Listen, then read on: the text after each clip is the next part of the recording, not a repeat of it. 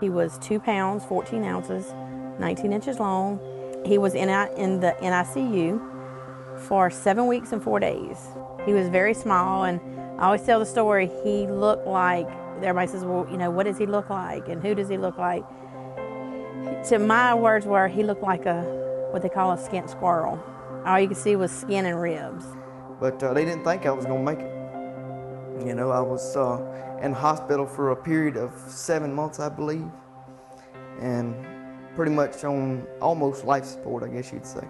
And when, you know, Mama brought me home and everything, she didn't know I was handicapped until about 3 or 4 months later. As he went to the doctors for his regular checkups, the doctors always say, you know, children with premature births are always 2 years behind. They're not going to meet their milestones as full-term babies. So, you know, I would still have that in the back of my mind. You know, he's not crawling yet, not quite sitting upright.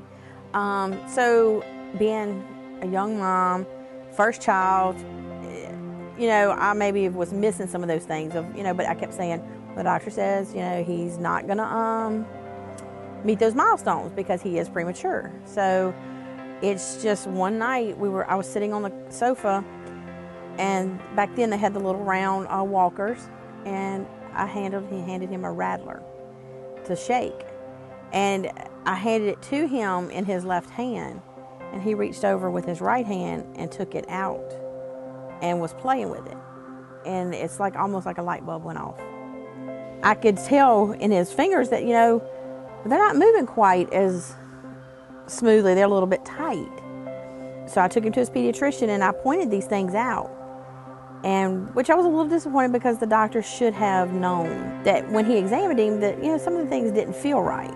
But he was diagnosed by a neurologist, and that was the actual day that, you know, we knew then he had cerebral palsy.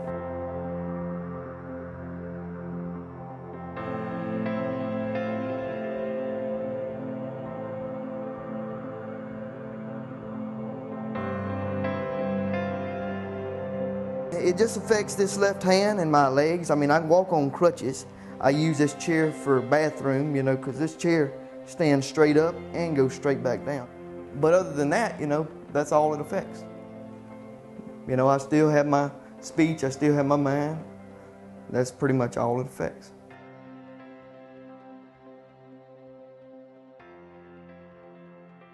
But when I graduated, just sitting at home, not doing a thing, really got to me.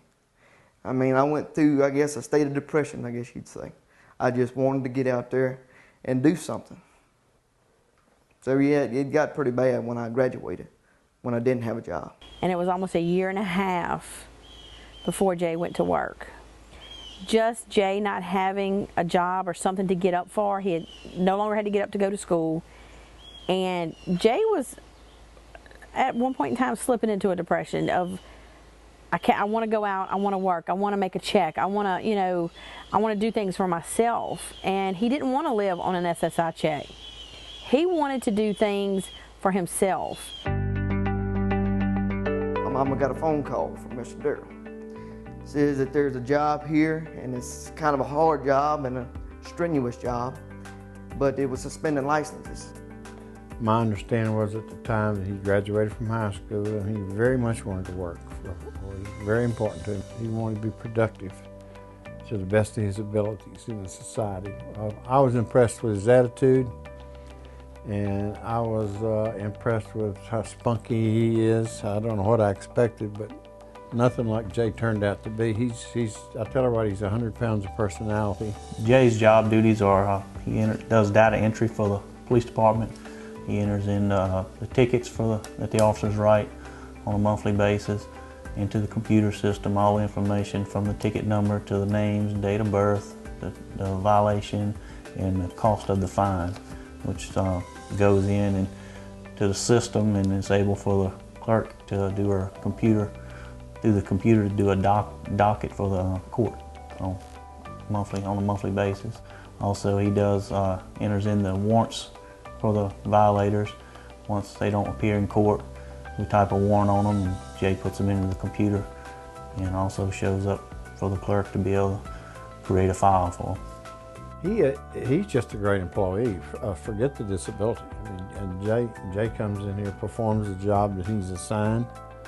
Kind of work where we're like most people. Nothing was urgent about it, so we just didn't do it. We got way behind. So Jay has kept us up, and we're looking now to expand his duties, which will have him interact more with the public than he currently does. Jay does not miss work. Jay is very excited about his job, and he takes his job very seriously. And it's people like Mr. Darrell, Mr. Randy, who said, I'm going to take a chance, and I'm going to give Jay the opportunity to do this. And if it wouldn't have been for them, I don't know where Jay was headed, because he was just feeling unworthy. His friends were going to work every day, and he felt like, I should be at work. I should be contributing. And Mr. Darrell made that happen. You can basically do what you want to do, what you have the intestinal fortitude to do.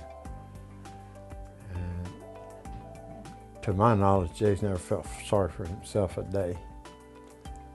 He does not give me a lot of, why me, Lord? He just wants to contribute, and he's here in an environment where he is contributing, and he's with a group of people who've come to love him, and he loves them, I believe. It's really been a wonderful experience all around. I don't know how many people have remarked to me, the best thing you ever done since you were mayor, hired Jay. I thought, well, if I knew it was that easy, I'd have hired Jay when I first got to be mayor. And I can't begin to show the gratitude of Mr. Darrell and Mr. Randy for giving me a chance. I'll always owe them a great debt for that, because there was times where I didn't know if I'd ever work, and I don't believe in drawing a Social Security check if you can work. I mean, if I was handicapped to the max to where I couldn't work, that's one thing, but if I can give back to the community, then I'm going to do my best to give back to the community.